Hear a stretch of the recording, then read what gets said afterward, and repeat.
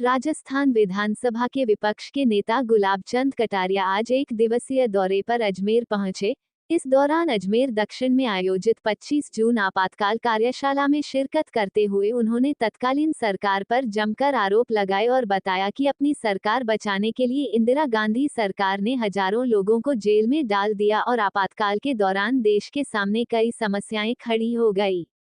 ऐसा ही आज राजस्थान की सरकार में किया जा रहा है, जहां सत्ता बचाने के लिए अशोक गहलोत सरकार सभी मंत्रियों और विधायकों को खुला छोड़ रहे हैं और ट्रांसफर के नाम पर लूट की जा रही है। उन्होंने आरोप लगाया कि राजस्थान में स्थिति खराब है और कानून व्यवस्था के साथ ही विभिन्न परेशानियां सरकार के सामने खड़ी है, लेकिन राजस्थान के मुखिया अशोक गहलोत दिल्ली जाकर बैठे हैं और इसी बीच सरकार राम भरोसे चल रही है। उनकी पिछली बार अशोक गहलोत की सरकार सत्ता में आई थी तो 156 से 56 पर आ गए और उसके बाद फिर सत्ता में आए तो केवल 21 पड़ेगा और इस बार वह ऑल आउट होने की स्थिति में है। ऐसे में उन्होंने सभी को लूटने के लिए छोड़ दिया है और जिसका खामियाजा आम जनता को भुगतना पड़ रहा है। सर, आज किस तरह की प्रेस कॉन्फ्रेंस की गई है आपातकाल को लेकर, किस तरह का आपका अनुभव रहा है? क्या है कि आज आपातकाल के उस काले दिवस को,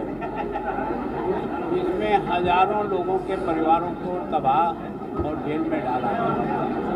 उसका 46 वर्ष पूरा होकर के आज 47वां वर्ष रात को 12 बजे प्रारंभ हो गया। उस समय जो कुछ भी देश के लोगों को लोकतंत्र बचाने के जिन्होंने प्रयत्न किया, उनको जिस प्रकार की यातनाएं दी और 21 महीने तक इस देश में आपातकाल रहा, लोगों को कईयों को 19 महीने रहना पड़ा, किसी को 8 महीने 9 महीने, तो जेल की यातना सह करके भी इस आंदोलन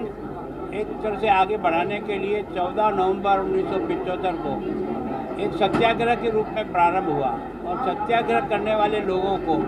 जेल में उठा के नहीं ले जा रहे थे, अपनी स्वतः प्रेरणा के द्वारा जेल में जाने के लिए सड़क पर निकले।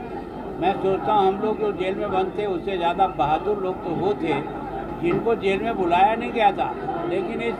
देश के लोकतंत्र को बचाने के लिए उन्होंने आंदोलन करके हिंदुस्तान की जेलों को भर दिया। उन सब लोगों के उस बलिदान के कारण से, त्याग के कारण से, उन सब लोगों के कष्टों के कारण से भारत का ये लोकतंत्र बहाल हुआ। और उसके बाद आपने देखा 77 के चुनाव में उस समय के देश की प्रधानमंत्री और उसका बच्चा गाय बछड़े के नाम से हम कहते हैं, दोनों चुनाव हारे, जनता पार्टी की सरकार बनी, इमरजेंसी समाप्त हुई, लोकतंत्र फिर से बहाल हुआ और लोकतंत्र के अंदर उन सारे मापदंडों को फिर से कायम करने के लिए वर्तमान नरेंद्र मोदी की सरकार निरंतर प्रयत्नशील है। उन कानूनों को भी ख़त्म कर रहे हैं जिनके कारण से कोई अर्थ नहीं है और देश में कुछ गरीब को गणेश मान करके आगे बढ़ने का प्रयत्न हो रहा है। तो मैं सोचता हूँ अगर ये आपातकाल को ख़त्म करने का संघर्ष नहीं होता तो ये आज का हिंदुस्तान का जो स्वर्णिम दिन दिखाई दे रहा है दुनिया में, वो शायद नहीं प्राप्त होता। तो मैं सोचता हूँ उन सब के प्रति मैं नमन करता हूँ जिन्होंने इस संघर्ष में भाग लिया। जो आप काला दिवस के रूप में मना रहे हो आप लोग, मैं सोचता हूँ देश के प्रधानमंत्री नरेंद्र मोदी के हारने के बाद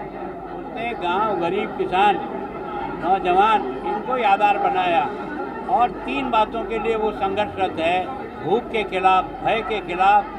और एक तरह से भूख, भय और भ्रष्टाचार। इन तीनों को नष्ट करने के लिए जिस प्रकार से वो काम को आगे बढ़ा रहा है, केवल जन जन के खाते खुलाकर गरीब की कट मारने वाले हजारों ऐसे देश को लूटने वाले लोगों को बाहर निकाल के कर दिया है। सारा पैसा सरकार की योजना का अब सीधा ऑनलाइन आ रहा है, कोई कट नहीं मार सकता है। देश में जिस प्रकार की और पहले सारे इतने सालों की केवल 40-44 हज़ार करोड़ रुपया सालाना महीने का मिलता था, आज 1,70,000 करोड़ रुपये का जीएसटी कलेक्शन होने से देश की ताकत बढ़ी है, सेनाएं मजबूत हुई है और दुनिया में भी आज भारत का वर्चस्व कायम हुआ है। प्रदेश में भाजपा के नेतृत्व में चुनाव लड़ेंगे, नरेंद्र मोदी के नेतृत्व में चुनाव लड़ेंगे एक, और चुनाव के पहले अगर पार्टी किसी को भी घोषित करेंगे तो उसके नेतृत्व में चुनाव लड़ेंगे। हमारे यहाँ झगड़ा नहीं है, आज दिन तक कभी हुआ नहीं, आगे कभी होगा नहीं।